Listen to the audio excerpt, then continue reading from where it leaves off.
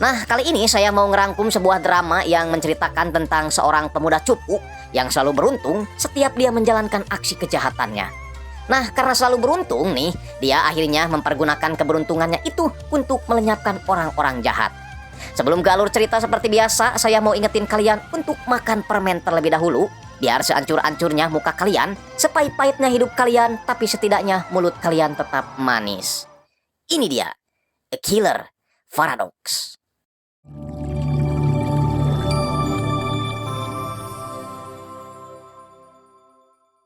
Perkenalkan, pria ini namanya Litang, pemeran utama dalam serial drama ini. Dia memiliki kakak perempuan bernama Yong yang 6 bulan lagi akan melepas masa lajangnya, serta memiliki orang tua yang masih kumplit. Dia adalah seorang mahasiswa dan memiliki 2 teman, yakni Han Han dan juga Myong. Di sini gak disebutin mereka jurusan apa, jurusan teknikah atau jurusan Bandung Garut. Yang jelas si Litang ini berkata bahwa dia ingin melakukan hal-hal spektakuler di hari liburnya nanti, di negara yang ingin sekali dikunjunginya, yaitu Kanada. Saking terobsesinya dengan negara Kanada, sebelum tidur dia selalu melihat channel YouTube yang membahas tentang keindahan negara tersebut.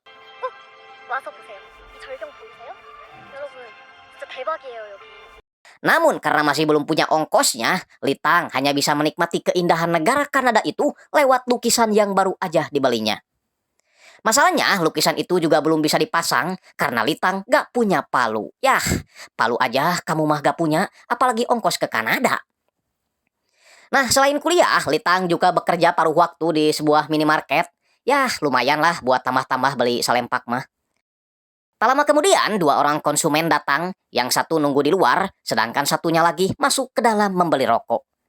Hanya saja, pria ini kita panggil aja Tarno, membuat si Litang kesal karena dia terus menggonta-ganti pesanan rokoknya.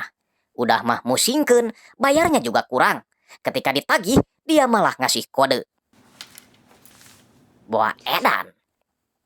Tak hanya itu, Tarno yang lagi mabok tai kotok juga menyuruh Litang agar mengantarkan makanan keluar, padahal Litang sudah bilang itu tidak bisa dilakukan sebelum mereka membayarnya. Untungnya satu temannya lagi bernama Myung Jin ngerti, meminta maaf lalu membayar semuanya. 우리 집 자식도 밖에서 일해. 앞에서 15,150원이요? 아, 1,150원? 담배는 뭐요, 이게? 나가.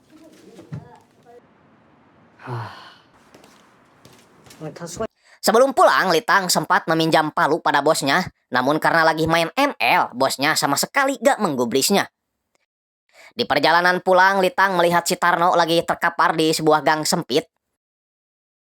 Litang kemudian memanggil si Myung Jin agar membawa temannya pulang karena sebentar lagi akan turun hujan. Tapi si Myung Jin sepertinya gak peduli sehingga Litang memberi kode brengsek pada dirinya. Myung Jin yang menyadari itu segera menghampirinya lalu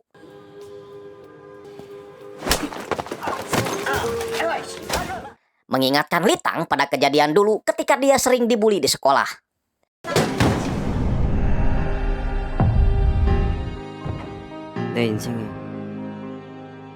Nah, karena gak mau lagi jadi pecundang, Litang nekat mengambil palu pinjamannya lalu menakolkannya ke kepala si Myung Jin.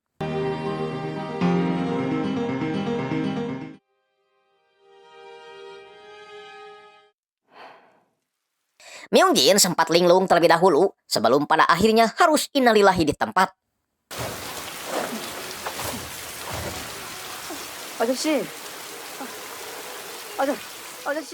Dalam situasi seperti itu, tiba-tiba seorang wanita berkacamata hitam lewat ke gang itu sambil membawa anjing. Untungnya dia buta, membuat Litang kembali bernapas lega. Ketika sedang mandi, Litang berhalusinasi didatangi si Myung Jin meminta pertanggungjawaban karena dirinya sudah membuatnya meninggal. Padahal dia masih punya ibu yang menderita demensia dan 3 orang anak yang harus dia urus. Jelas dong si Litang ketakutan memikirkan nasib orang tuanya jika dia ditangkap polisi.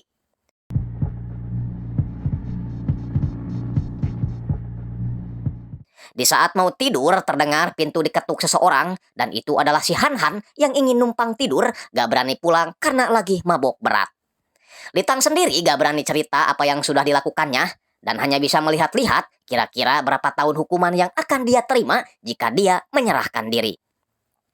Namun seketika dia teringat ketika dulu sering jadi simpanan tante-tante, termasuk melakukan pencurian HP di sekolah, tapi semuanya berjalan lancar tak pernah ketahuan.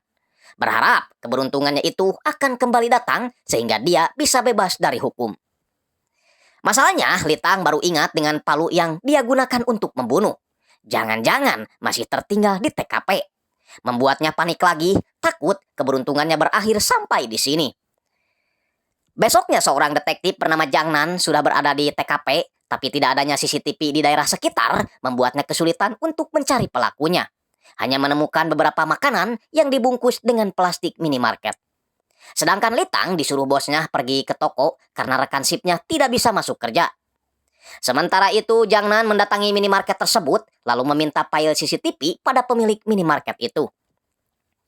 Pada saat menunggu di luar, dua berandalan yang bolos sekolah ini tiba-tiba menghampirinya untuk meminjam korek. Alih-alih diberi pinjaman, mereka berdua malah digiring ke kantor sambil menempelkan permen karet di salah satu kepalanya. Anjing, gak sopan nih polisi. Dua berandalan, kita panggil aja Aang dan Ook ini, ditangani polisi Junjin karena tindakan indisipliner. Jangnan sendiri melihat rekaman CCTV di mana Litang terlihat adalah orang yang terakhir kali menjaga minimarket sebelum kejadian. Alhasil, Jangnan kembali ke minimarket, berniat ingin bicara dengan Litang. Jangnan mengingatkan Litang pada dua orang pria yang semalam mabok tai kotok dan sempat membuat dirinya kesal. 요 근처 대학생이면 우상대? 저희 여기서 얘기하나요? 그 아저씨들 기억나죠? 돈 던지고 그래서 죽였어요? 에? 농담이에요? Untungnya itu hanya bercanda saja, karena sebenarnya yang ingin Jangnan tanyakan adalah isi obrolan kedua pria mabok itu selama berada di minimarket. 대화 내용이 중요하거든. 그냥 뜰 얘기했죠. 집에 치매 농어가 있고. Melihat Jangnan makan permen karet, Litang teringat dengan dirinya sendiri yang waktu itu makan permen karet sambil memegang palu. Khawatir bila momen tersebut terekam CCTV. Namun tiba-tiba seorang detektif lain bernama Yongjai memberi kabar bahwa berdasarkan sidik jari dan salah satu saksi misterius di TKP, Tarno dan Myungjin memang terlibat saling bunuh. Apalagi momen ketika Litang mengambil palu itu tidak terlihat karena terhalangi oleh dinosaurus yang kebetulan nempel di CCTV. Alhasil, Litang selamat dari tuduhan, hanya saja Jangnan menegur Yongjai karena telah membicarakan kasus di depan orang yang sedang dimintai keterangan. 제가 말실수했네요. 난감하게 해서 죄송합니다. Singkatnya, kepolisian juga menginterogasi pihak keluarga, tepatnya istri si Tarno. Jadi waktu itu suaminya alias si Tarno membawa Myungjin ke rumah sebagai rekan kerja karena sama-sama bekerja di perusahaan konstruksi. Myungjin dikenalnya sebagai pria baik yang perhatian pada anaknya, bahkan memberinya kue ulang tahun padahal suaminya sendiri tidak mengingatnya. Saking baik dan perhatiannya, Myungjin selalu menanam bibit unggulnya di kebun istri temannya yang sudah jarang digarap temannya. Kan goblok, udah dibolehin tinggal, malah maling daging si anjing. 꽃이 너 다 너무 아프면 그게 무슨 괴롭힌 남자 장례식장에서 밥을 날라? 미친 거 아니냐고. Besoknya, Jangnan kembali menemui Litang di minimarket, bertanya apa bedanya permen karet biasa dan permen karet balon. Padahal sama-sama akan menjadi balon ketika ditiup. Karena Litang gak bisa menjawab, Jangnan akhirnya menjelaskan bahwa itu karena efek bahan. Mencontohkan kasus pembunuhan kemarin, meskipun Litang mengaku tidak berada di TKP, tapi karena dia adalah orang terakhir yang bertemu mereka, maka Litang tetap seperti orang yang ketakutan. Seolah-olah Jangnan masih mencurigai Litang, tapi dia masih belum memiliki bukti. Hal itu diperkuat dengan pengakuan Han Han yang mengaku diinterogasi polisi saat di kampus karena dia adalah teman dekat Litang bersama Myong. Untuk sedikit melepas kepanikan, mereka pergi ke warung tuak lalu minum sebanyak-banyaknya. Di sisi lain, Jangnan dapat informasi baru dari Junjin mengenai si Myungjin yang ternyata bernama asli Yo Biu-il, seorang pembunuh berantai yang selama ini dicari-cari kepolisian. 네가 이상하다 했던 김명지 출신까지 싹 다 가짜. 임마 이게 여부일이네 여부일. Berita tersebut juga membuat Litang tidak merasa bersalah lagi karena dia telah merasa membunuh orang yang pantas untuk dibunuh. 이와 같은 사실은 사망한 김 씨의 신원을 이상하게 여긴 경찰에 사망한 김 씨의 DNA와 제 일상을 보내고 있었던 점에 많은 이들이 Sialnya lagi enak-enaknya ngelakuin cocok colai, 자기가 하는 게? bayangan si Myungjin kembali datang. Protes kenapa Litang tidak mau bertanggung jawab atas kematiannya dan malah asik-asik ngelonin burung kecilnya. Namun kali ini Litang malah mencekiknya karena menurutnya Myungjin memang pantas mati setelah apa yang pernah dilakukannya selama ini, membunuh orang-orang tak bersalah demi uang. 여기 숭아 살면서 사람들 존나 많이 죽였다. 씨발 그것도 다 거짓말이라며. Keesokan harinya, Litang yang masih penasaran dengan palu ajaibnya terus melakukan pencarian namun tidak pernah ketemu. Yang ternyata palu itu ada di rumah wanita berkacamata hitam yang di malam kejadian kebetulan lewat dengan anjingnya. Karena tak kunjung menemukan palunya, Litang memutuskan untuk pulang dulu ke rumah orang tuanya. Tapi bukannya dikasih makan, ini malah langsung disuruh buang sampah keluar.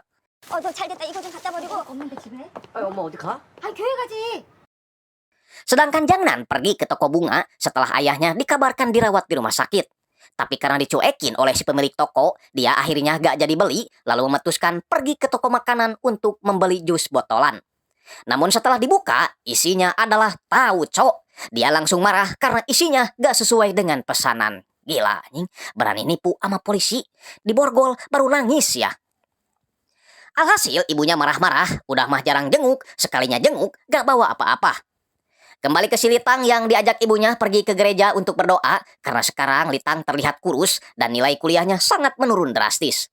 Ibunya juga sempat khawatir karena di dekat tempat kerja anaknya telah terjadi pembunuhan. 니네 너 거 일했던 편의점 근처에서 살인 그런 놈은 죽어도 싸고 하나님한테 벌 받은 거. Sementara itu di kantor, para anggota polisi mendapat rapor merah dari atasan setelah tingkat kesuksesan mereka menyelesaikan kasus sangatlah menurun drastis. Membuat Kapolsek mereka terancam, lalu meminta para anak buahnya bekerja lebih giat lagi. Kembali ke si Litang setelah kredit HP baru, dia kembali ke minimarket untuk bekerja seperti biasa. Namun, ketika dia sedang membereskan barang-barang, tiba-tiba terdengar suara perempuan yang ingin membeli rokok. Dan ketika dilihat, dia adalah perempuan buta yang kebetulan ada di TKP ketika dia membunuh si Myungjin. Perempuan bernama Yeok itu mengaku tidak buta, dia memakai kacamata hanya untuk menutupi sebelah matanya yang lagi terluka. 제가 안 보이는 것 같죠? Perempuan ini meminta uang 2 juta won sebagai uang tutup mulut agar dia tidak memberitahukan semua yang dilihatnya ke polisi. Litang sempat pura-pura bego, tapi 여기 망치는 없죠? membuat Litang gencar mencari uang, mulai dari meminjam pada kedua temannya, membalikan HP kreditannya, sampai meminta bosnya agar memberinya gaji di awal.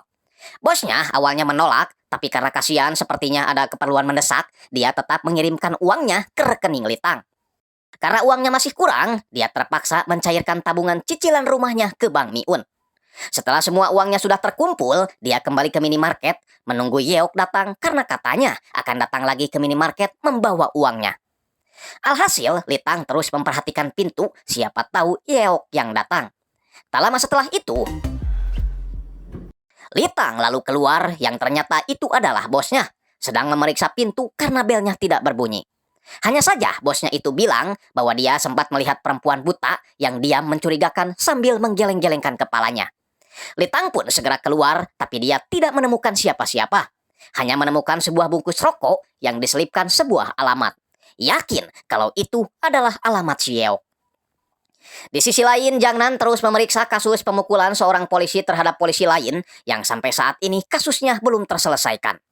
Atasannya yang baru datang langsung berkata, selesaikanlah kasus karena kewajiban, bukan karena ada unsur balas dendam. Yah, saya belum tahu apa maksud Kapolsek ini bilang seperti itu. Yang jelas kali ini, Litang sudah berada di rumah si Yeok untuk menyelesaikan acara sogok-menyogoknya. Yeok mengaku sebenarnya waktu itu dia juga kaget melihat ada pembunuhan di depan matanya. Tak menyangka jika kesaksiannya malam itu akhirnya jadi berkah buat dirinya sekarang. Menyuruh si Litang agar menghitung uang 2 juta won itu. 딱 맞네. Selesai ngitung, Litang meminta Yeok agar tutup mulut dan menyerahkan palu yang selama ini dicarinya. Yeok sih setuju. Tapi masalahnya, uang 2 juta won itu harus dibayar Litang setiap bulan, bukan hanya sekarang saja. Jelas dong Litang protes karena sebelumnya gak ada perjanjian seperti itu. Segera mengambil palunya, lalu meninggalkan uangnya. Tapi Yeok santai aja, memberitahu bahwa dia tahu semua latar belakang Litang, mulai dari kampus, kakaknya yang akan menikah, lalu ibunya yang sering pergi ke gereja. membuat Litang balik lagi untuk negosiasi. 그 가져간다고 뭐가 좀 달라져요? 그 과학 수사가 얼마나 경찰이 이탕 씨 집도 수사하겠죠? DNA 지금 우리 집 여기저기 다 있을걸?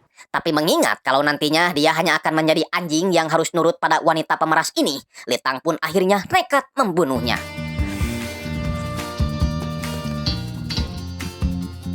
사람 그렇게 안 봤는데.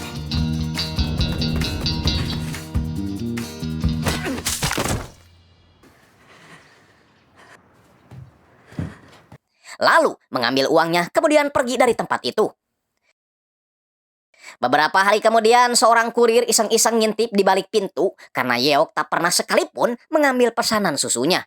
Dan karena melihat sesuatu yang mencurigakan, dia akhirnya melaporkan hal itu pada polisi. 그러니까 일면식이 있다던가 아니면 뭐 얼굴을 혹시 제가 연락드릴 수도 있거든요. 형사법 몇십 년 만에. 야이 원한 같지. 근데 걔도 장님이가 인물 까먹고. Hal mengejutkan terjadi ketika polisi sedang memeriksa TKP, mereka malah menemukan kerangka tengkorak lain di halaman rumah Yeok. Dan itu membuat kepolisian kebingungan karena kerangka yang ditemukan sudah rusak parah.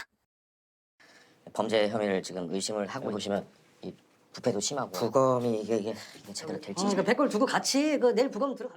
Litang sendiri terus memikirkan apa yang sudah dilakukannya. Mau gak sengaja, mau kepaksa, atau membela diri, menurutnya membunuh tetaplah membunuh, toh nyawa manusia juga mudah untuk diambil. Tapi kadang-kadang dia Herman, kenapa dia belum juga ditangkap polisi, padahal dia sudah meninggalkan banyak jejak di rumah itu. Terus berpikir sambil tak henti membayangkan wajah si Yeok yang amburadul setelah disentuh palu. Ya, keberuntungan ternyata masih berpihak pada Litang setelah tim forensik memastikan tak ada sidik jari lain ditemukan di rumah itu karena mulai dari gagang pintu, lantai, hingga meja di sana dipenuhi oleh air liur anjing. Karena gak mau ditangkap polisi, Litang berpikir lebih baik mati bunuh diri saja. Tapi tiba-tiba dia mendengar suara pintu digedor dan itu adalah Han Han yang merasa khawatir karena udah beberapa hari ini Litang gak masuk kuliah. Bahkan akhir-akhir ini terlihat aneh membuat Han Han berpikir apakah Litang ini orang jahat apa orang baik. Kemarin merengek-rengek pinjam uang, sekarang malah pamer uang. Kembali ke kepolisian yang meskipun mereka yakin ini adalah kasus pembunuhan, tapi mereka kesulitan karena tidak adanya bukti yang mereka dapat di TKP. Junjin disuruh atasannya untuk pergi mengantarkan anjing Xiao ke penitipan hewan karena anjing tersebut gak punya pikiran selalu BAB di sembarang tempat. Alhasil, Junjin pun terpaksa membawanya, tapi anehnya pas lewat tempat karaoke, anjing itu terlihat ingin masuk dan seperti menyadari sesuatu. Tapi Junjin malah berpikir kalau anjing ini mungkin ingin minum bir sambil ditemani para perempuan seksi dan bahenol. Tak sadar kalau di tempat itu ada Litang yang lagi stres memikirkan nasib dirinya. Apalagi masalah baru muncul setelah bos minimarket melaporkannya ke polisi gara-gara gak masuk kerja padahal udah nerima gaji di awal. Sementara di luar, Junjin yang masih sibuk ngurusin anjing tak menyadari keberadaan Aang dan Ook yang masih dendam pada polisi gara-gara rambutnya ditempelin permen karet. Dua berandalan ini terus membuntuti Junjin hingga ketika sudah masuk jalanan yang sepi, si Aang langsung menusuknya dari belakang. Wajig, bocah zaman sekarang emang pada edan, nekat-nekat. Yang nempelin permen karet siapa, yang ditusuk siapa. Tobat, tobat. Setelah keluar dari room karaoke, Litang melihat berita kalau ternyata si Yeok adalah seorang psikopat yang telah membunuh orang tuanya sendiri. Membuat Litang kembali pede karena dia lagi-lagi telah membunuh orang yang memang pantas untuk dibunuh. Dan menganggap kalau ini adalah hadiah lotre yang paling besar, lebih besar daripada menang jackpot 4 angka dari Hong Kong dan Macau. Karena meskipun udah membunuh 2 orang, tapi dia belum pernah ditangkap polisi. Kembali ke dua berandalan ini yang enggan pulang ke rumah karena takut dicari polisi. Karena udah gak punya uang untuk membeli rokok, Aang dan Ook memutuskan untuk malak. Dan kebetulan orang yang berjalan menghampiri mereka adalah Litang. Si Litang yang udah jadi pembunuh berdarah dingin nampak santai, hanya saja bulu kuduknya terlihat berdiri seperti orang yang mau kerasukan jenglot.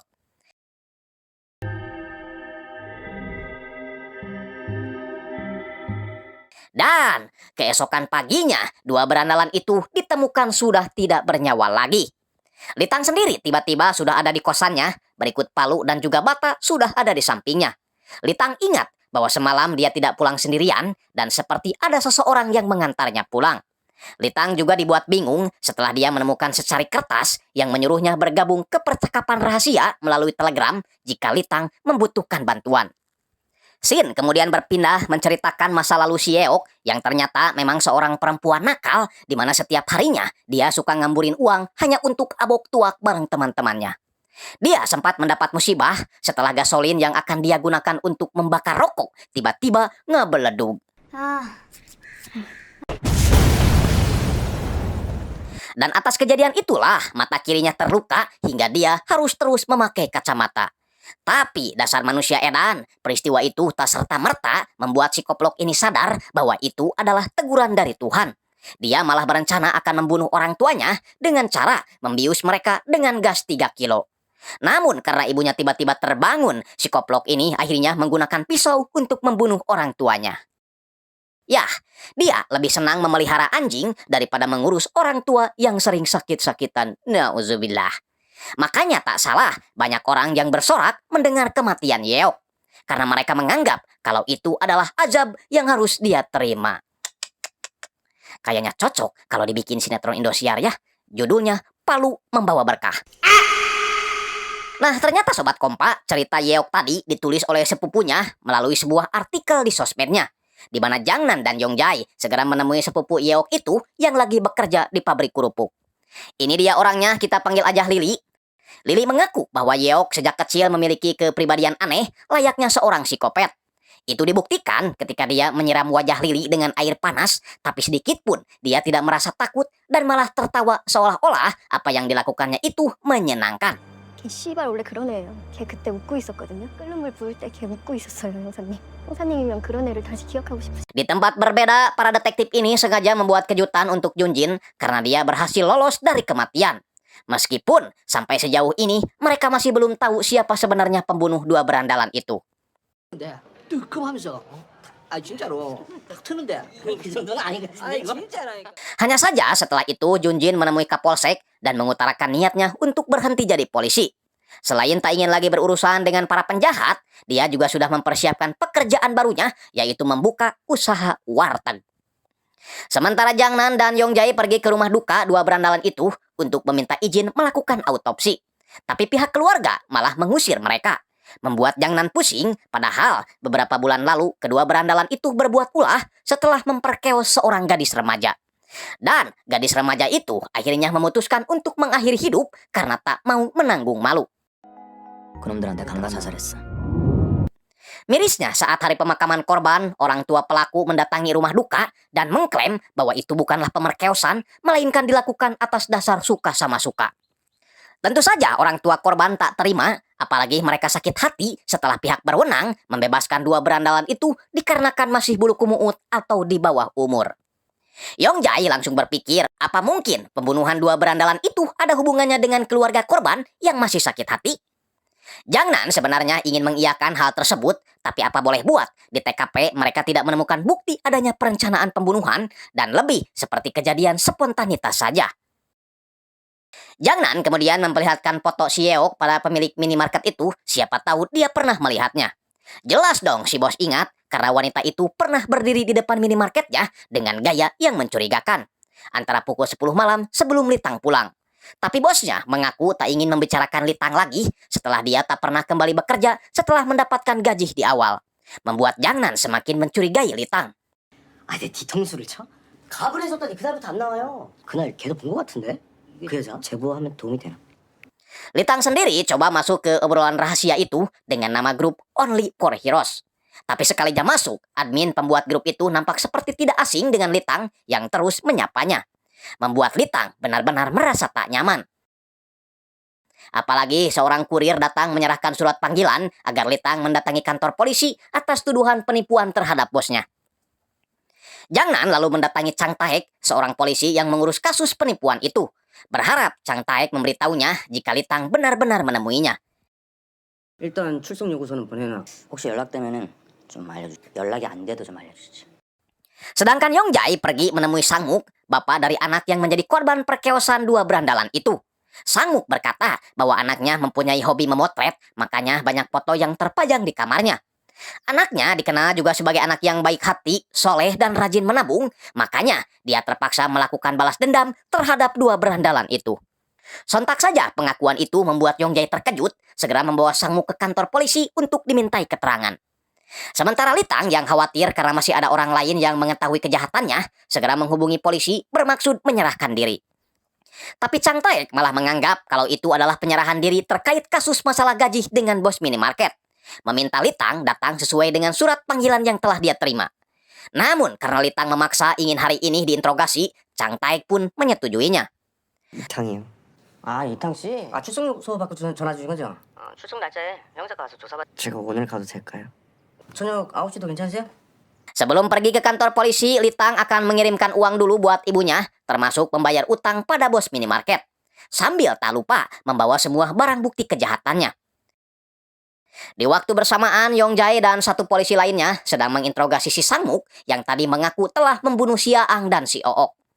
Jang Nan yang melihat adanya kejanggalan dalam pengakuan itu segera masuk ke dalam, menyuruh Sangmuk untuk menulis sambil merokok. Tapi Sangmuk berkata dia sudah berhenti merokok sejak lama. Jelas dong Jang Nan yakin kalau bukan Sangmuklah pelakunya. Karena di wajah korban ada terdapat luka rokok dan yang paling rusak adalah bagian kiri wajah. Artinya pelakunya memukul dengan tangan kanan, sedangkan Sangmuk adalah seorang kidal, itu terlihat ketika dia akan menulis. Masalahnya, penilaian Jang Nan tersebut dinilai rekannya terlalu sok pintar, padahal jelas-jelas dia sudah mengakui semuanya.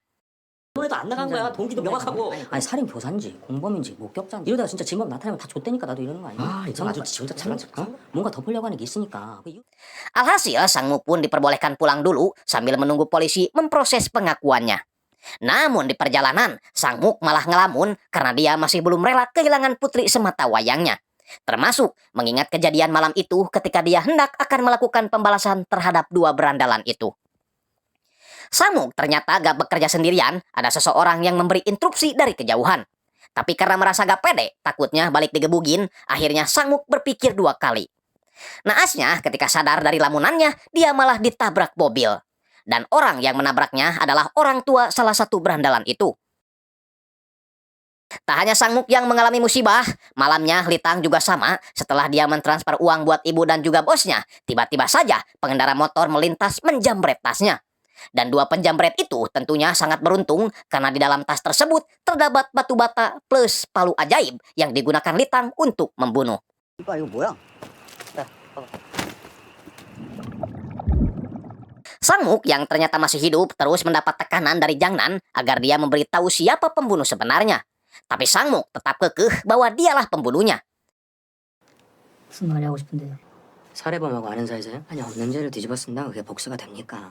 이 속이 살면서 죽이고 싶은 사람한테 누가 대가를 치르게 하더라도 법이 허용되는 법. Setelah Jang Nan pergi, Sangmuk lalu mengeluarkan HP dan di sini saya baru tahu kalau Sangmuk adalah bagian dari grup Telegram Only for Heroes, grup yang kemarin Litang chat. Makanya ketika dia melihat Litang, dia langsung menginjak gas kursi rodanya meski harus juntai sekalipun. Dia meminta Litang agar cepat pergi karena di sini banyak polisi yang sedang mengawasinya. 아저씨 나 알아요?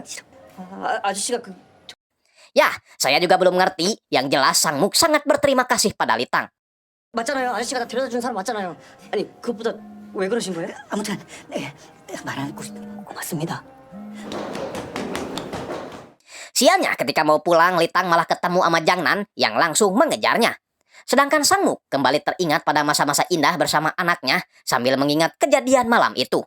Jadi ketika dia sudah mantap pada pilihannya membunuh 2 berandalan itu, dia malah keduluan sama si Litang yang terlihat perkasa melakukan single double melawan mereka.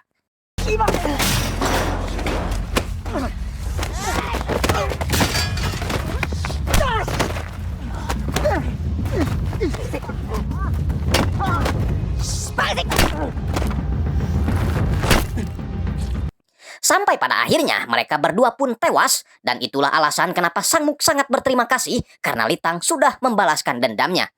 Jang Nan yang sedang mengejar Litang tiba-tiba ditelepon suster terkait Sangmuk yang telah melakukan bunuh diri dengan memakan obat-obatan secara berlebihan. Jang Nan pun akhirnya balik ke rumah sakit dan terpaksa melepaskan Litang yang kali ini langsung menghapus akun Telegramnya karena takut ketahuan polisi. Sambil mengingat lagi kejadian sesudah pembunuhan si Aang dan si Ook, di mana orang yang mengantarnya waktu itu ada 2 orang. Pertama si Sangmuk dan dia tidak tahu siapa satu orang lagi. Nah, karena berhari-hari gak pernah pulang ke rumah, apalagi tiba-tiba ngirimin uang, kakak dan ibunya sengaja mengunjungi kosan si Litang, namun Litang lagi tak ada di tempat. dan mereka hanya menemukan sebuah surat yang tertempel di lemari es.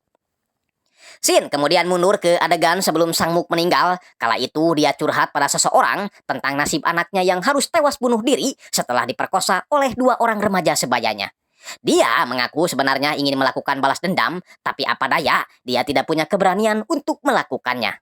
Di mana orang tersebut bersedia mewujudkan cita-citanya itu dan mengajak gabung Sang Muk dalam grup Telegram Only for Heroes. Lalu siapakah orang tersebut? Saya juga masih belum tahu, yang jelas inilah ciri-cirinya. Di pusat kota Neondong kita akan fokus pada seorang jaksa yang habis mabok dengan rekan-rekannya. Nah, karena terlalu mabok, rekan-rekannya menyarankan agar si jaksa pakai supir tembak aja untuk mengantarnya pulang. Tak lama berselang muncullah supir tembak itu sambil memakai jaket Only for Heroes. Namun di perjalanan, jasa supir yang asli menelepon si jaksa bahwa dia baru saja sampai di lokasi pertemuan. Membuat si jaksa ketakutan namun terlambat. Karena keesokan harinya, si jaksa ditemukan sudah mengambang di tengah sungai. Di lain sisi, kakak si Litang pergi ke minimarket untuk mencarinya. Tapi bos minimarket itu menjawab, dia sudah tidak bekerja lagi di sini. Tapi urusannya sudah selesai, Litang juga udah membayar utangnya, sehingga dia pergi ke polisi untuk mencabut laporannya. Di tempat lain, Junjin pamit pada rekan-rekan polisinya dan akan memulai hidup baru sebagai pengusaha warteg. Di kantor yang sama, kepolisian membentuk tim khusus tanpa melibatkan Jangnan dan yang lainnya, yang dikepalai oleh polisi lumayan cantik namanya Yunjun, untuk mengungkap kasus pembunuhan yang selama ini sulit dipecahkan. Namun, 4 bulan setelah dibentuk, mereka kembali dibubarkan karena tak mendapatkan hasil apapun. weleh. 쟤들이 무슨 여기 범인 잡으러 온 약간 형식상 왔다가 가는 거지. 그러니까 보여주려고 하는 거 같아.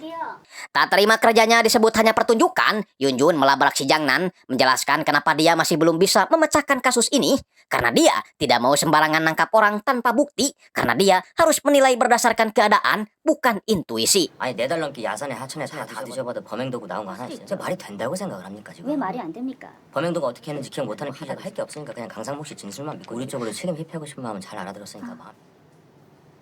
Karena lagi gabut, gak tahu apa yang harus dilakukan, Jangnan mengajak Junhyuk menemui seorang ahli IT dan juga orang yang pernah melindungi penjahat dengan keahliannya. Namanya Roh Bin. Ini dia orangnya. Jangnan sengaja datang ke sana untuk meminta pendapatnya mengenai kasus pembunuhan yang terjadi akhir-akhir ini. Roh Bin sendiri tidak bisa memastikan apakah semua ini termasuk pembunuhan berantai apa bukan, karena di kasus pertama sampai ketiga, pelaku menggunakan benda tumpul untuk membunuh. Dan itu besar kemungkinan pembunuhan tidak dilakukan secara terencana alias hanya spontanitas saja. Dalam artian, itu bukanlah pembunuhan berantai. Karena kalau direncanakan, si pelaku biasanya akan menggunakan benda tajam seperti pisau untuk membunuh korbannya. Dan itu hanya terjadi di kasus keempat, di mana pelaku menggunakan pisau untuk membunuh dan dia yakin itu adalah pembunuhan berencana. Tapi menurut Roh Bin, jaksa itu sepertinya pantas mati karena sepertinya dia bukanlah jaksa yang baik. Pernyataan Robin itu membuat Jangnan penasaran, seolah-olah Robin memang tahu banyak tentang jaksa Ji yang tewas itu. Menyuruh Junhyuk agar membawa Robin ke kantor untuk dimintai keterangan. 검찰청 서버 들락거렸지. 아니 이거 불법 체포예요. 영장도 없이 이러시면 안 돼. 누가 너 체포한대? 아니 이게 동행으로 서해 가서 편하게 조사받고 귀가한다. 이참에 그냥 한번 싹 다 뒤집어 엎든가. Namun sesampainya di kantor, Pak Kapolsek kecewa karena menurutnya Robin hanyalah seorang maniak action figure dan gak ada hubungannya dengan kasus-kasus yang terjadi. Kapolsek meminta Jangnan agar lebih berhati-hati lagi menangkap orang, apalagi sebentar lagi dia mau pensiun, jadi gak mau meninggalkan tinta buruk bagi kepolisian. Alhasil, Jangnan pun terpaksa mengantar kembali Robin pulang ke rumahnya. Besoknya, ketika sedang sarapan, Jangnan melihat anjing Sieok melintas rusuh seperti ada keperluan. Jangnan lalu mengikutinya, dan ternyata anjing itu hanya numpang saja di rumah mantan majikannya. Dasar gak punya otak si anjing teh ya. Singkatnya, Robin yang sedang membereskan mainan action figurnya, tiba-tiba didatangi oleh seorang kurir yang membawa bangkrok ketan. 지금 조심해야 돼. 나 좀 후달려. 레이더에 걸리면 어떻게 해서라도 널 찾아낼 거야. Nah, karena Jangnan CS masih curiga dengan Robin, Junhyuk langsung menghampiri si kurir yang ternyata itu adalah Litang. Baru ngeh kalau kurir itu Litang, Jangnan segera menyuruh anak buahnya untuk mengejarnya, sedangkan dia akan kembali menemui si Robin. 가서 빨리 잡아봐. 네? 빨리. 야.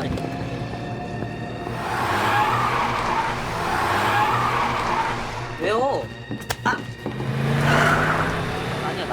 그러면 좀 더 빨리 밟아. 중화로 찾아봐요. 중화로요? 중화로. 저 어떤 거요? 3256 하나.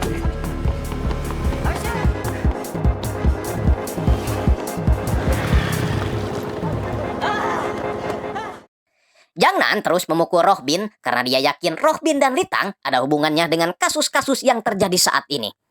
Jangnan mencurigai si Robin karena Robin pernah melakukan hal yang sama di masa lalu, yaitu melindungi seorang penjahat. Namun tiba-tiba Yongjae datang, tapi dia salah nangkap orang. Bahkan Jangnan semakin emosi setelah Kapolsek memberitahunya bahwa apa yang dilakukannya sekarang di rumah Robin itu disiarkan secara langsung di internet. Membuat masyarakat marah dan mencap polisi sebagai instansi yang tak manusiawi. Dan benar saja, kamera itu rupanya ada di balik gambar salempak Batman. Jangnan yang kagok edan berusaha menghajar si Rohbin, tapi dia keburu dihentikan oleh para polisi lain.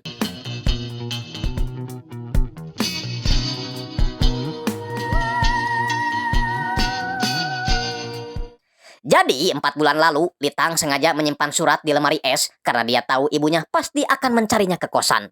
Dia pamit mengaku akan pergi ke Kanada seperti apa yang diinginkannya selama ini. Dia malu karena selama ini dia selalu menyusahkan orang tuanya. Tapi dia berjanji akan kembali setelah menjadi orang yang berguna. Namun ternyata Litang bukan pergi ke Kanada, melainkan memenuhi undangan Rohbin yang ingin sekali menemuinya. 올리브 히어로즈입니다. 리탕 씨, 제가 도와드릴 수 있을 것 같습니다. Robin langsung mengajak Litang ke rumahnya, lalu memberikan berkas pembunuhan yang telah dilakukannya. Menurut Robin, Litang memiliki keberuntungan yang langka karena meskipun telah membunuh 4 orang, dia sama sekali tidak pernah ditangkap polisi. Dan itu adalah pertanda dari Tuhan agar Litang terus melakukan tugasnya sebagai seorang pembunuh. Toh, orang yang dia bunuh semuanya adalah orang-orang jahat yang pantas untuk mati. Oleh sebab itu, Robin mengajak Litang bergabung bersamanya dalam agen rahasia bernama Only for Heroes. Yakin kalau pertemuan mereka ini adalah takdir biar mereka sama-sama bisa menegakkan keadilan. Takbir! 인간 쓰레기들을 그냥 청소한 것뿐이지. 청소한 게 잘못한 건 아니잖아요. 그러니까 도망칠 이유가 안 다니게 제가 도와드리겠습니다. Litang lalu menyinggung 2 anggota lagi yang sekarang tidak ada di sini.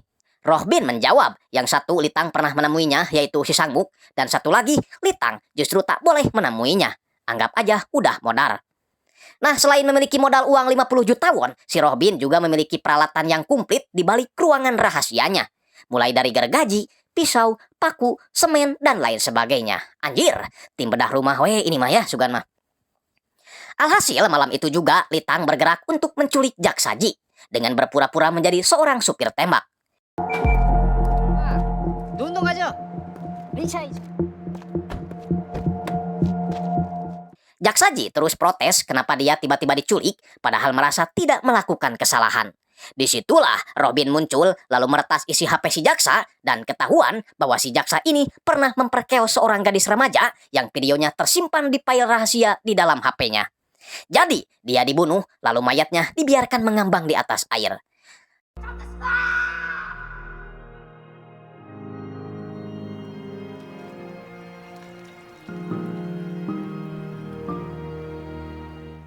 Meskipun satu tim nih, mereka tak boleh tinggal bersama, makanya Litang berpura-pura jadi kurir agar tak dicurigai oleh polisi. Dan Litang senang ketika melihat penjebakan mereka berhasil terhadap Jangnan. Membuat Jangnan diskor dan Kapolsek mereka dipecat.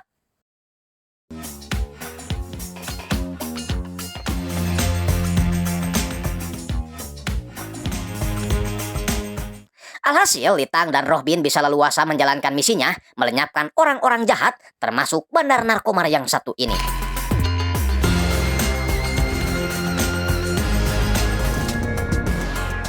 Di pihak lain, seseorang bernama Song Chon tiba-tiba memanggil seorang kurir makanan dan menanyakan tentang Litang. Saya juga belum tahu siapa orang ini, yang jelas anak kecil pasti akan nangis ngelihat mukanya karena orang ini kelihatan sableng banget. Oke Sobat Kompa, gak kerasa kita udah nyampe di episode 5 dan berkenalan dengan seorang wanita bernama Gyeong A. Dia nampak seperti orang frustasi kebanyakan yang lebih memilih menghindari masalah dengan cara kabur dari habitatnya. Nah, meskipun Rohbin dan Litang terpisah jarak, karena Litang sekarang berada di Busan dan bekerja di sebuah perusahaan, tapi mereka tetap menjalankan misinya. Di mana Rohbin sebagai pencari target, sedangkan Litang bagian eksekusi. 주고 마땅한 범죄자들 법과 윤리에 구속되지 않으며 이 땅의 레이더에 걸려든 사람들은 범죄는 반드시 증거를 남기가 증명할 수 없는 영역이다. Gyeong-a, wanita yang kabur tadi, ternyata bekerja di perusahaan yang sama dengan Litang, tapi dia sering dimarahi oleh atasannya karena kurang bisa beradaptasi dengan pekerjaannya. Di tempat berbeda, seorang pria bernama Sang-min tengah berduaan bersama seorang wanita di kosannya, dan mereka kelihatan seperti suami istri meskipun mereka berdua baru akan melangsungkan pernikahan beberapa minggu lagi. Yah, jadi maunya mereka sahamnya ditanam duluan. Yah, jangan dicontoh itu. Kembali ke si Gyeong-a yang lagi-lagi dapat omelan, kali ini dari seorang ibu-ibu yang merasa nota pembeliannya tak sesuai dengan barang belanjaannya. Litang yang melihat adanya kejanggalan segera pergi keluar mengotori mobil ibu-ibu itu dengan tai kotok. Jelas dong ibu-ibu itu marah, menyalahkan Litang yang ada di sebelahnya. Bahkan mengancam akan melaporkan Litang pada polisi gara-gara tikotok tersebut. Namun si Litang tak takut balik akan melaporkan si ibu karena dia telah melakukan penipuan bermotif nota pembelian yang tak sesuai. Memperlihatkan bahwa semua kelakuannya tadi terekam di CCTV. Alhasil ibu-ibu itu pun takut dan tak mau memperpanjang masalahnya. Karena itu malamnya Gyeong-a mengucapkan terima kasih karena Litang sudah menegur ibu-ibu tadi untuk dirinya. Menurutnya Litang itu sama seperti dirinya, terlihat cuek tapi memperhatikan. Gak banyak ngomong, tapi sekalinya ngomong, bau. Ya, Gyeong-a sengaja kabur dari kampung halamannya karena video syurnya udah tersebar di internet. Walau kadang-kadang ibunya selalu menjenguk dan membujuknya agar pulang ke rumah. 이런 것까지 다 가져왔대. 이게 왜 여기에 있어? 이거 동사무소에서 해? 경아야, 아무 때나 오라고 이제. 보성이도 네 방 있어.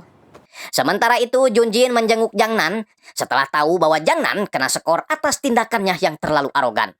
Jangnan bahkan terlihat seperti orang cacingan, gak bersemangat setelah semua penyelidikannya gagal total. Berbeda dengan Yongjae yang masih semangat, bahkan berani mengatakan kalau pelaku sebenarnya adalah Litang. Beralasan memang karena tak lama setelah mereka disekor, Litang terciduk pergi ke Busan dan tak lama kemudian banyak pembunuhan terjadi di sana.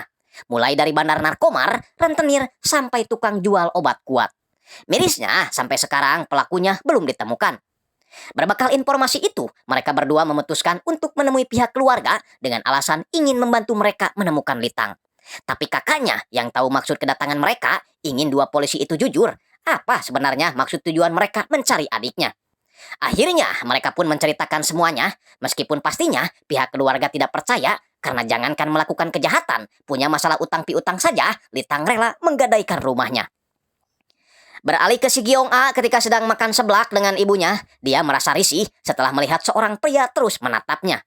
Gyeong-a yang baperan setelah video syurnya tersebar langsung menghampiri pria itu lalu memakinya di depan umum. 뭘 봐? 야동에서 본 여자 실제로 그래서 계속 킬끔거리냐고. 왜? Ternyata si Sang-min menatap Gyeong-a bukan karena video syur itu, melainkan karena dia tahu Gyeong-a adalah teman masa SD-nya. Dengan begitu, Gyeong-a pun meminta maaf sekalian mengenang masa-masa kecil mereka. Di tempat lain, ibu dan kakak si Litang setuju melakukan kerjasama dengan polisi untuk mencari tahu keberadaan anaknya. Dengan begitu, Jangnan dan Yongjae segera pergi ke Busan untuk meminta bantuan pada kepolisian Busan. 이름 한번 참 특이하다 그죠? 노이철 저기 범인이다. 네네. 지금 다른 선수들이 지금 전부 근무 중에 있고요. 어쨌든 또 저희 입장에서는 협조 근무. 살인 사건 관련 애가 뭐 생기면 Sementara Litang tiba-tiba didatangi arwah Jaksaji yang melakukan protes kenapa Litang membunuhnya, padahal dia masih punya anak kecil yang harus dia besarkan. Alih-alih menyesal, Litang malah ingin memukulnya. Tapi, sorry ya. Ternyata itu hanyalah sebuah mimpi saja. Kembali ke si Sang-min yang ngajak Gyeong-a keluar dan tiba-tiba bercerita bahwa saat ini dia sedang dalam kesulitan besar. Mulai dari diputusin sama pacar, pemerasan, hingga dikejar-kejar oleh pinjol. Makanya dia minta tolong agar membiarkannya tidur di kosan Gyeong-a. Lah, dari mukanya aja kelihatan kalau ini bagian dari siasat laki-laki. Dan benar saja, dari awalnya tidur di bawah, lama-lama Sang-min jadi diajak tidur di atas. Anjing. Pelajaran nih buat para uti ya, jangan mau didodolin. Karena ternyata si Sang-min ini udah punya pacar dan sebentar lagi akan nikah. Berdomseh. 오빠 왜 거짓말해? 오빠 내 얼굴에 다 써있는데. 서운할까봐 말을 못했어. 아니 그냥 낚시 간다고 하면 내가 뭐라고 하는 것도 아닌데. 아 오빠 내가 진짜 결혼 전이니까 봐준다. Besoknya, Litang sempat mendengar percakapan si Sang-min dengan tunangannya. Lalu setelah itu, Litang melihat Sang-min menghampiri Gyeong-a sadar ada yang tak beres dengan hubungan mereka. Namun bangke emang gak selamanya bisa ditutupi, di mana di malam berikutnya sehabis cucus, Gyeong-a tak sengaja memeriksa HP si Sang-min lalu menemukan sebuah undangan digital untuk pernikahannya. Alhasil mereka pun bertengkar hebat hingga si Sang-min tak sadar telah membunuhnya.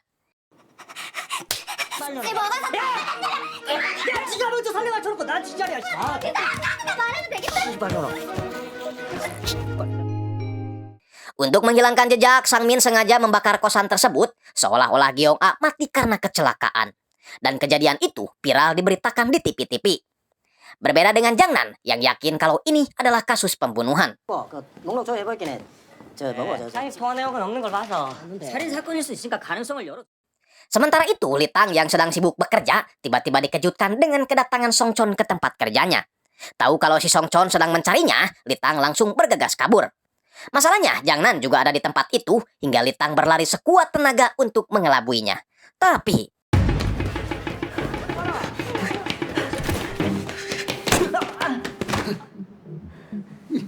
untungnya Litang keburu kabur, berhasil menghindari si Songchon dan juga kejaran si Jangnan.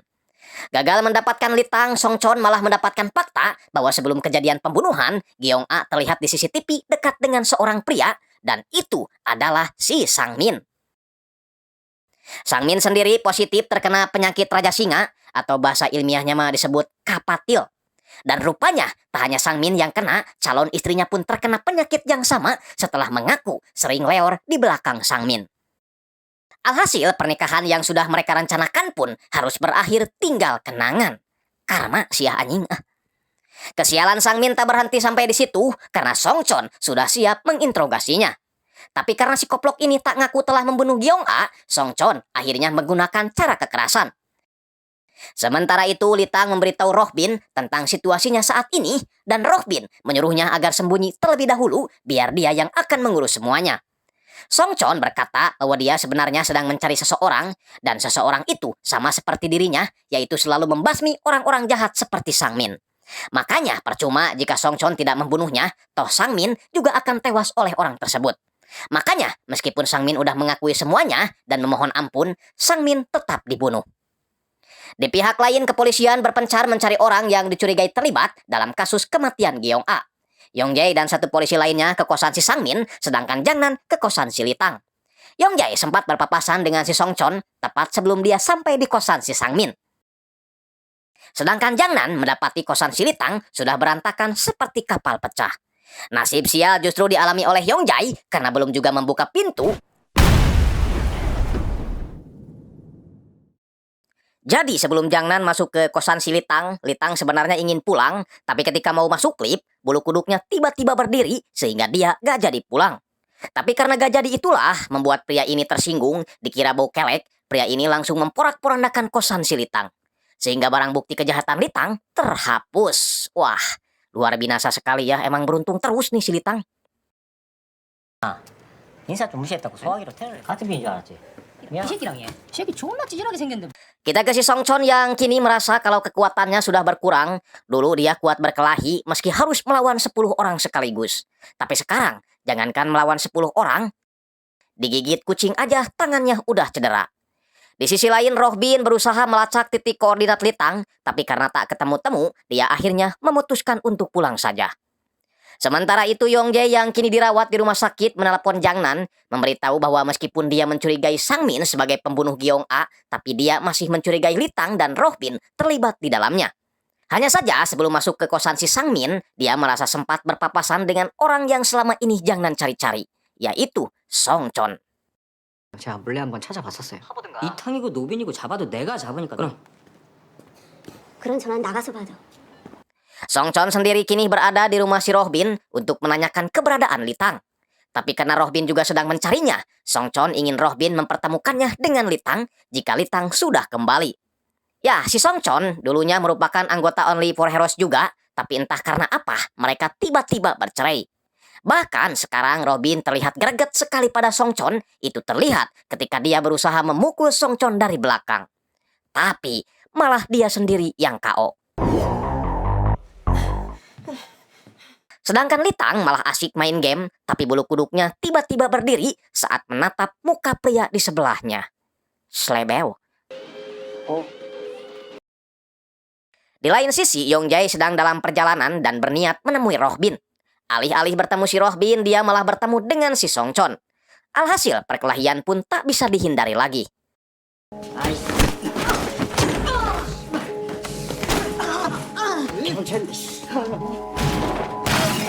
Akibat dari kejadian itu, Yongjae terpaksa masuk rumah sakit lagi dengan luka yang lebih parah. Rohbin yang tak mau disangkut pautkan dengan kejadian di depan apartemennya, segera memberi keterangan pada pihak kepolisian bahwa pelakunya adalah Songchon. Bahkan dia bersumpah berani bisul seumur hidup kalau dirinya sudah tidak ada kaitannya lagi dengan Songchon. Scene kemudian berpindah memperlihatkan beberapa pasang muda-mudi sedang asik pacaran di pinggir jalan. Tiba-tiba saja sebuah mobil datang dan hampir menabrak mereka, membuat mereka marah dan terus memaki si supir. Kejadian tersebut tak sengaja dilihat oleh Songchon dan sepertinya dia akan turun tangan. Rohbin berharap Jangnan bisa segera melenyapkan Songchon. Selain Rohbin bisa terbebas dari fitnah, Jangnan juga bisa membalaskan dendam pribadinya. 상황은 달라요. 그리고 이번 사건과는 제가 나중에 다 설명해 드릴게요. 이제 형사님도 복수하셔야죠. Ya, entah dendam apa yang dimaksud. Yang jelas kali ini, Songchon tanpa ampun menghabisi dua remaja yang tadi marah-marah di jalan. 자기사 따지고 보면은 목소리 큰 사람 이기는 거라 그러고 타의 모범이 된다는 생각으로 살도록 하라고. Kita ke si Litang yang merasa dipermainkan oleh gordengnya karena setelah dia tutup, gordeng itu terbuka dengan sendirinya. Lalu tiba-tiba... Ya, rupanya itu hanyalah mimpi saja. Tapi ketika bangun, dia sangat terkejut melihat wajah pembunuh berantai yang ada di TV, yaitu si Babang Tampan yang tadi sempat bertemu di tempat game. Jangnan sepertinya sudah rela kehilangan ayahnya setelah dia menyetujui pemberhentian alat bantu kehidupan yang selama ini dipakai ayahnya di rumah sakit. 쉬세요. Tak lama setelah itu Jangnan dipanggil oleh Kapolsek yang baru agar segera menyelesaikan kasus si Songchon karena konon katanya Jangnan ini lebih mengenal Songchon ketimbang polisi lainnya, dikarenakan memiliki bumbu dendam pribadi. Apalagi sekarang Songchon baru saja berurusan dengan orang yang salah setelah membunuh cucu si Jongguk, pemilik perusahaan terbesar di Korea, yaitu Buyeon Construction.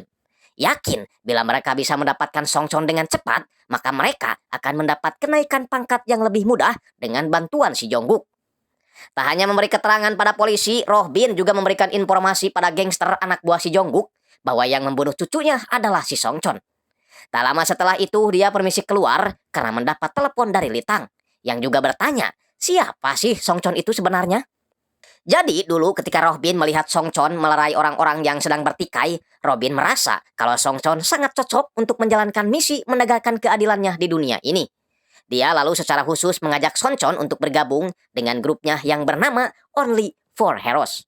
Namun makin kesini, Songchon makin melenceng dengan membunuh semua penjahat, meskipun penjahat itu memiliki tingkat kriminal yang tidak terlalu berat.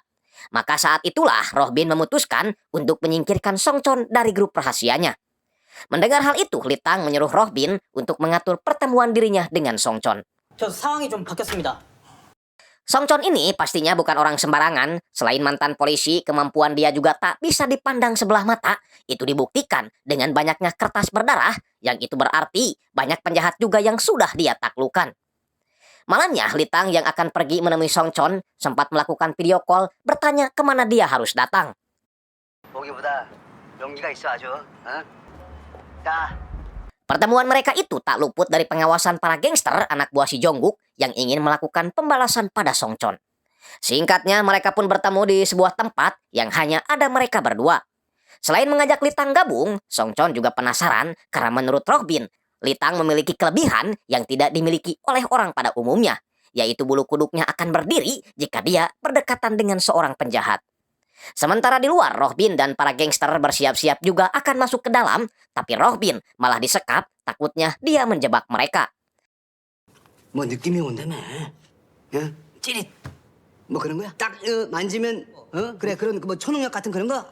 Dari bawah meja, Litang nampak siap-siap dengan pisaunya, dan ketika Songchon menyuruh Litang untuk mempertimbangkan ajakannya, 대의는 희생이 따르는 법이야. 잘 생각해보고 연락 줘.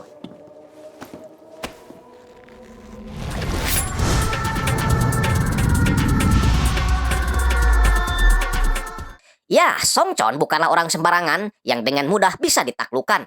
Untungnya para gangster itu keburu datang sehingga Litang bisa kabur dari sana lalu melepaskan Robin yang masih disekap. 저 놀러 온 거 아닌데요? 저는 그냥 보내요.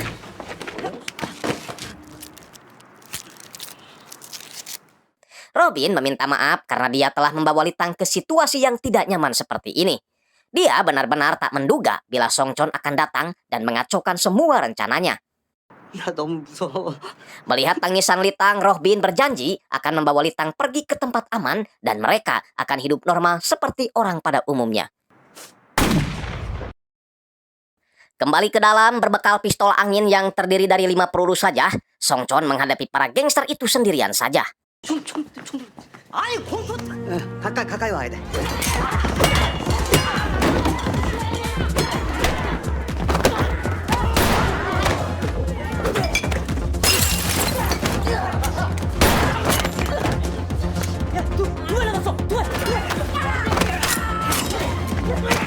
Sampai pada akhirnya, meskipun dengan napas yang terengah-engah, Song Chon berhasil mengalahkan mereka semua. 갑니다 형님. 야 골목으로 들어갔는데 Para polisi pun tiba, tapi terlambat karena Song Chon sudah tidak ada di sana dan mereka hanya menemukan para gangster yang sudah KO. Sementara itu, ketika menengok ayahnya yang kini terbaring lemah, Jang Nan tiba-tiba saja teringat dengan sosok sang ayah yang mempunyai sifat keras tapi unik. Jadi, dulu meskipun dia sering mengantarkan makanan untuk ayahnya itu tak pernah mengucapkan terima kasih, bahkan tersenyum pun tidak pernah. Maklumlah, Pepsodent mahal. Malah dia sering dimarahi meskipun dia tidak melakukan kesalahan. Suatu ketika dia pernah membuka laci lemari kerjanya hanya untuk sekedar melihat apa isi dari laci itu. Tapi ayahnya malah menuduhnya mencuri sesuatu. Ayahnya mengancam akan memukulnya jika Jang Nan tidak mengaku mencuri. Jang Nan memberanikan diri untuk tidak mengakuinya meskipun dia yakin pasti akan dipukul. Namun ternyata ayahnya sama sekali tidak memukulnya. Artinya, ayahnya mengajarkan bahwa jika dia sudah yakin bahwa itu benar, maka pertahankanlah meskipun itu beresiko. Dan itu adalah prinsip yang akan selalu dia pegang selama hidupnya. Singkatnya, Jang Nan dapat panggilan telepon dari Simon, kapolsek yang baru, agar segera datang ke kantor. 장사, 연락 받은 소들 필요한 만큼 붙여줄 테니까. 시간 맞춰서 출근하겠습니다. Setibanya di kantor, Jang Nan dan polisi lainnya sedang memeriksa CCTV pas malam kejadian itu. Di mana Litang tertangkap kamera ada juga di sana. Itu semakin menguatkan polisi bahwa Litang memang terlibat dalam kasus yang terjadi akhir-akhir ini. Tak lama setelah itu, salah satu polisi wanita menemukan lokasi terakhir yang Song Chon datangi. Alhasil, mereka pun segera bergerak ke lokasi tersebut, lalu menanyakan tentang Song Chon pada warga sekitar. Tak sadar kalau Song Chon memperhatikan mereka dari atas gedung yang lain. Tapi para polisi ini berhasil menemukan setumpuk surat yang biasa Song Chon kumpulkan sebelum membunuh korbannya. Di tempat lain, Robin dan Litang terlihat membeli mobil bekas yang akan mereka gunakan untuk kabur.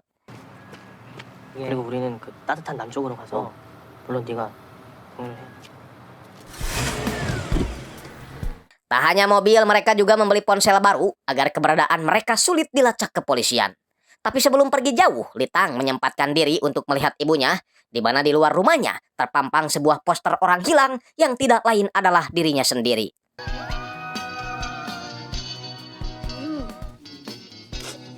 Kembali ke si Song Chon yang kali ini memburu kepala gangster untuk menanyakan di mana Jongkook sebenarnya.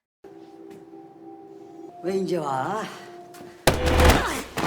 어디 계셔? Kejadian itu membuat kepolisian panik, siapa lagi kira-kira orang yang akan menjadi korban si Song Chon. Mereka beranggapan tidak mungkin ke rumah Jongkook karena tentunya keamanan di sana sangatlah ketat. Tapi Jang Nan yang tahu betapa hebatnya si Song Chon, yakin kalau sekarang dia sudah berada di kediaman si Jongkook. Dan benar saja Song Chon sudah mengikat si Jongkook yang sebelumnya lagi senang-senang dengan mbak-mbak micet. Setelah itu Song Chon memberi obat tidur pada cabai-cabean itu agar dia tertidur dan tidak mengganggu obrolan mereka. Di mana Song Chon mengingatkan perbuatan-perbuatan si Jongkook sebelumnya yang hanya bisa poya-poya menghamburkan uang. Masih mending uang itu dihasilkan dari usaha yang halal, bukan uang dari hasil penggusuran lahan rakyat miskin. Maka Song Chon yakin siapapun yang melihat berita kematiannya besok hari, orang-orang itu akan senang dan berterima kasih kepada dirinya yang telah membunuh orang bejat macam Jongkook. 이 불의를 보면 못 참는 회장이 내일도 내일 9시 뉴스에 나오면은 그 사람들 잘 죽었다. Namun tiba-tiba Jang Nan dan yang lainnya berhasil tiba di TKP meskipun agak sedikit terlambat karena Song Chon sudah menyuntikkan arteri karotis yang apabila dicabut maka Jongkook akan langsung tewas. Song Chon baru ngeh jika polisi yang ada di hadapannya ini adalah Jang Nan, bocah kecil yang dulu pernah akrab dengannya. Tapi justru karena itulah Song Chon akhirnya mengakui bahwa dialah orang yang membuat ayahnya terbaring di rumah sakit. Jelas dong Jang Nan emosi, tapi dia keburu dihentikan oleh rekan-rekan polisinya. Hanya saja meskipun berhasil menangkap Song Chon, tapi mereka gak bisa menyelamatkan Jongkook. 여보세요. 아니 이런 건 좀 미리 얘기를 천천히 타겟이에요, 그죠? 서로 뭐 껄끄러운 일 만들지 말자 뭐 이런 얘기예요. 아버지를 식물인간으로 만든 범인을 형사로 최근 성이. Kita tengok si Litang dan si Rohbin yang kini tengah beristirahat sejenak dalam upaya pelarian mereka. Dalam kesempatan itu Rohbin bercerita alasan kenapa dia sangat benci pada orang jahat. Jadi dulu ketika dia masih kecil rumahnya kerampokan dan para perampok itu membunuh kedua orang tuanya. Waktu itu dia mengaku sangat ingin balas dendam, tapi karena selain dia masih kecil, dia juga tidak tahu siapa pelakunya. Bahkan orang-orang di sekitarnya pun termasuk polisi seakan tak mau tahu siapa pelaku pembunuhan itu. Karena itulah dia sadar bahwa untuk menegakkan keadilan, dia butuh kepintaran, ketelitian, dan juga kekuatan. Tapi karena dia merasa gak punya kekuatan, akhirnya dia memilih orang-orang seperti Litang untuk mewujudkan keinginannya itu. Beralih ke si Song Chon yang meminta petugas agar melonggarkan borgolnya dengan alasan dia sesak napas dan singsiremen. Karena takut mati di tempat, petugas pun menuruti keinginannya, tapi setelah itu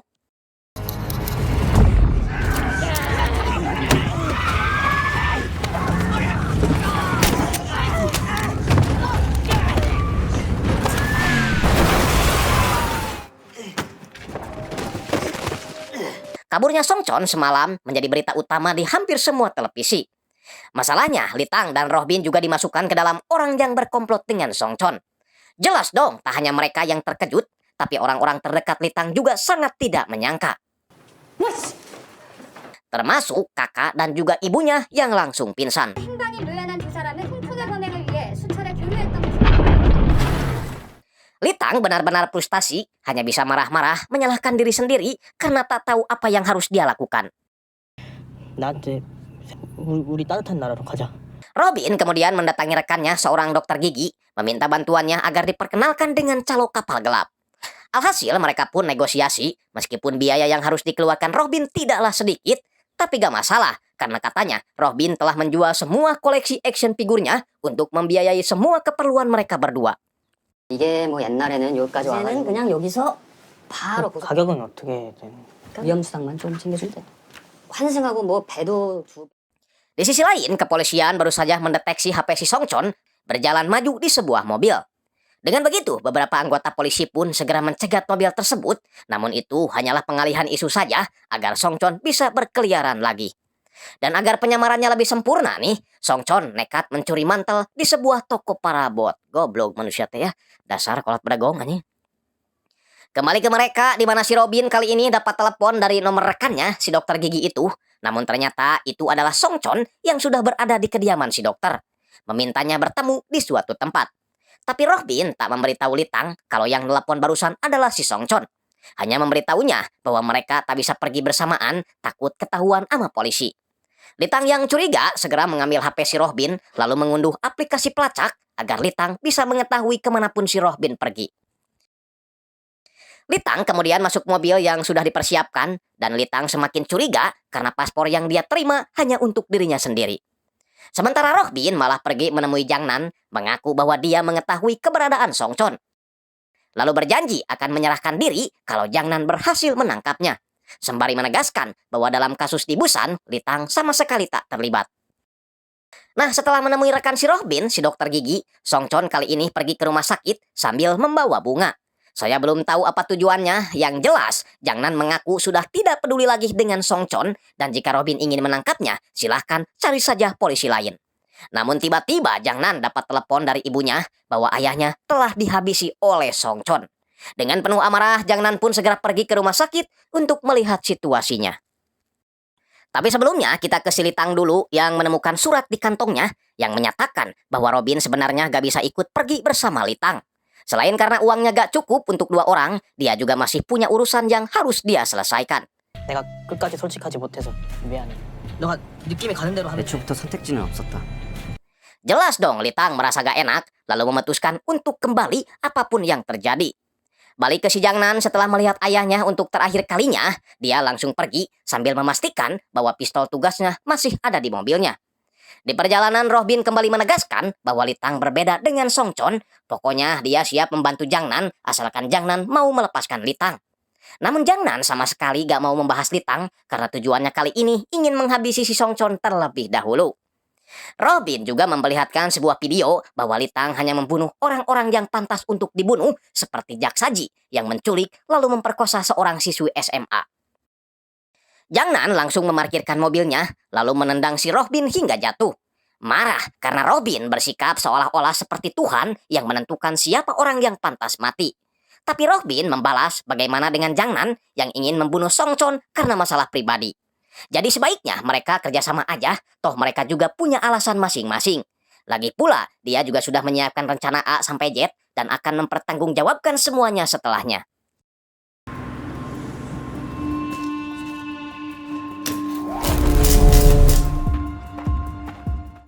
Singkatnya, Robin masuk duluan ke tempat yang sudah mereka sepakati, tapi Songchon yang memiliki feeling intuisi yang baik tahu bahwa Robin tidak datang sendirian. Menyuruh Jangnan agar segera menampakkan dirinya. Jangnan pun terpaksa keluar lalu melakukan cywar bahwa dia datang bukan untuk menangkap, melainkan membunuh. 너 진짜 이 아저씨한테 복수하러 온 거야? 고마워야지 이놈아. 알아서 편하게 보내준 거지. 고맙다. Tapi Songchon malah meledeknya karena menurutnya Jangnan tak punya tatapan sebagai seorang pembunuh. Tak lama kemudian Litang datang, namun hal itu justru membuat Songchon senang karena dia gak perlu capek-capek mencarinya. Segera mengeluarkan pistol, lalu 오늘 아주 대미를 장식해보자. 쏘지 마! 쏘지 마! Litang memanfaatkan situasi gelap itu untuk menusuk Songchon dari belakang. Meskipun Songchon masih bisa melawan. Melihat Litang terjepit, Robin segera membantunya dan terjadilah saling rebut senjata di antara mereka. Jangnan lalu menembakkan pelurunya bersamaan dengan Songchon yang berhasil menembak Robin.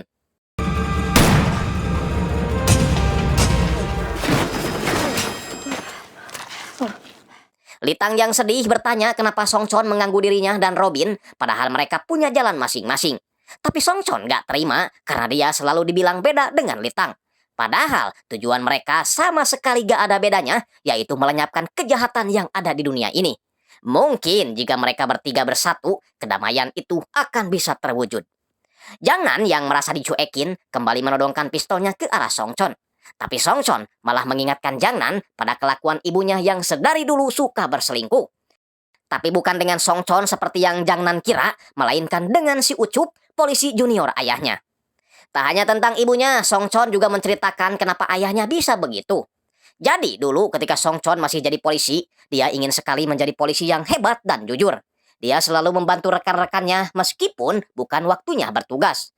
Sayangnya Pak Jang alias Bapak si Jangnan selalu tak memperbolehkannya. Sadar jadi polisi itu tak cukup hanya dengan modal kejujuran saja, dia juga selalu melatih fisik, kemampuan bela dirinya, sampai mempelajari ilmu-ilmu mistis. Siapa tahu penjahatnya punya ilmu kanuragan seperti Sumanto. Suatu ketika, Bu Huang penjaga kantin akan pindah ke Janbian, dan Songchon berinisiatif mengumpulkan dana seikhlasnya dari para polisi buat Bu Huang. Tapi pas giliran Pak Jang yang dimintai sumbangan, dia tidak memberikan uang, melainkan sebuah bingkisan. Awalnya Songchon mengira kalau itu adalah hadiah, namun kata Bu Huang, ini adalah titipan yang harus dia berikan pada orang Tiongkok. Masalahnya, tak lama setelah itu, Bu Huang masuk TV bukan karena jadi artis, melainkan ditangkap polisi karena telah menyelundupkan narkomar yang dibungkus dengan obat herbal. Baru sadar bahwa Pak Jang adalah orang yang selalu mengambil barang sitaan. Lalu memanfaatkan Bu Huang yang tak tahu apa-apa sebagai kurir transaksinya dengan orang Tiongkok. Jangnan juga baru ngeh kenapa dia langsung dimarahi habis-habisan pada saat melihat laci. Padahal dia hanya ingin melihat foto keluarga. Yakin pasti ada sesuatu yang disembunyikan. Nah, karena penasaran, Songchon menanyakan tentang bingkisan itu secara langsung pada Pak Jang. Tapi dia malah dihukum dan dihina hanya karena ayah si Songchon adalah seorang pembunuh. Jelas dong Songchon marah lalu memukul Pak Jang dengan tongkat sebanyak 7 pukulan. 야, 그냥 못 속이는구나. 한 대를 치니까 오히려 나를. 그랬더니 비교정이 되더라. Pak Jang pun akhirnya masuk rumah sakit, sedangkan Songchon malah jadi buronan polisi. Sejak saat itulah Songchon mengaku tidak percaya pada polisi dan lebih memilih menegakkan keadilan dengan caranya sendiri. Membuat Jang Nan kembali tak bisa menembak Songchon. Litang lalu menawarkan diri, biarlah dia yang mengurus Songchon daripada Jang Nan harus menjadi seorang pembunuh. Namun tiba-tiba Songchon kembali bangun dan hendak membunuh Litang, membuat Jang Nan terpaksa menembaknya.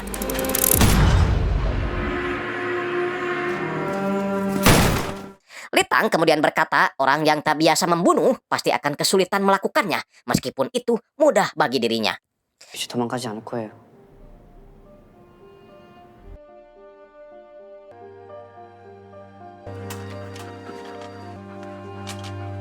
Singkatnya, Jang Nan menghadiri upacara perpisahan yang dilakukan kepolisian buat ayahnya. Tapi Jang Nan terlihat biasa aja setelah mengetahui kelakuan bejat ayahnya. Bahkan dia juga tak tahu sikap seperti apa yang harus dia tunjukkan pada ibunya yang selama ini berselingkuh di belakang ayahnya. Setelah itu, dia menemui Yeonjae yang mulai agak mendingan sebelum dipanggil oleh Yujun yang meminta keterangan terkait kejadian kemarin yang menurut investigasinya, dia tidak menemukan orang lain selain Jang Nan, Songchon, dan juga Rohbin di TKP. Di mana sebelumnya, kepolisian juga telah memberikan pernyataan pada pers bahwa mereka tak hanya berhasil melumpuhkan Songchon, tapi juga komplotannya, yaitu si Rohbin yang merupakan otak perencana dari semua pembunuhan yang terjadi. 사건을 마무리하려면 범인이 필요합니다. Itu dibuktikan dengan banyaknya alat perang yang mereka temukan di rumah Rohbin.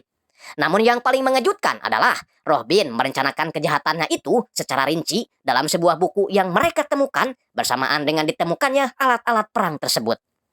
Yujun memang mengakui bahwa Rohbin adalah orang yang cerdas, tapi dia tetaplah manusia biasa yang pasti memiliki kesalahan. Contohnya, membuang sisa makanan di dekat orang yang dia bunuh. Padahal, seperti yang sama-sama kita ketahui, bahwa yang meninggalkan bekas makanan itu adalah Litang, bukan Rohbin. Pertanyaannya, kenapa kepolisian bisa menuduh Rohbin sebagai pelakunya? Yah, jadi Rohbin sudah tahu bahwa polisi akan menyelidiki makanan yang tersisa itu. Makanya dia segera pergi ke dokter gigi untuk meromak struktur giginya agar sama dengan struktur gigi yang ada di dalam bekas makanan tersebut. Alhasil, ketika polisi mendapatkan kecocokan antara gigi Rohbin dengan bekas gigi di makanan itu, polisi jadi yakin bahwa Rohbin lah pelakunya. Seketika Jang Nan teringat dengan pernyataan Rohbin ketika di mobil bahwa dia rela mati, yang penting keadilan bisa ditegakkan. Hanya saja Yujun masih ragu apakah mungkin Rohbin melakukan pekerjaan ini seorang diri. Karena mereka sama sekali tidak menemukan adanya bukti keterlibatan Litang dalam kasus-kasus yang terjadi selama ini. Hal itu mengingatkan Jang Nan ketika Litang memintanya untuk menembak kepalanya. Beralasan karena dia ingin mengakhiri semuanya. Tapi anehnya ketika Jang Nan bersiap melakukannya,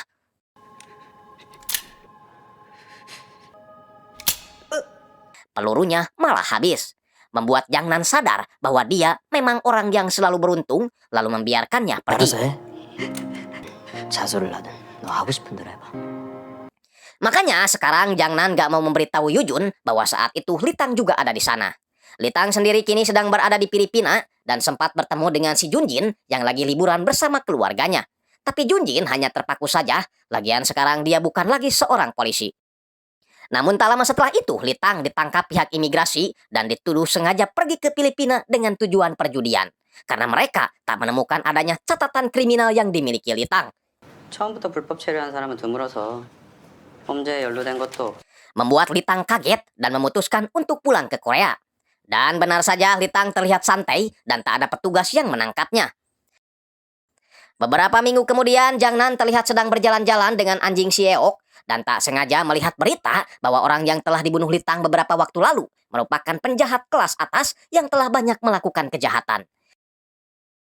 Itu semakin membuat Jang Nan percaya bahwa semua yang dikatakan Rohbin itu benar, bahwa Litang hanya membunuh penjahat kelas berat saja. Drama ini pun ditutup dengan memperlihatkan Litang yang merasakan kehadiran orang jahat di sekitarnya dan siap untuk beraksi lagi. Tamat.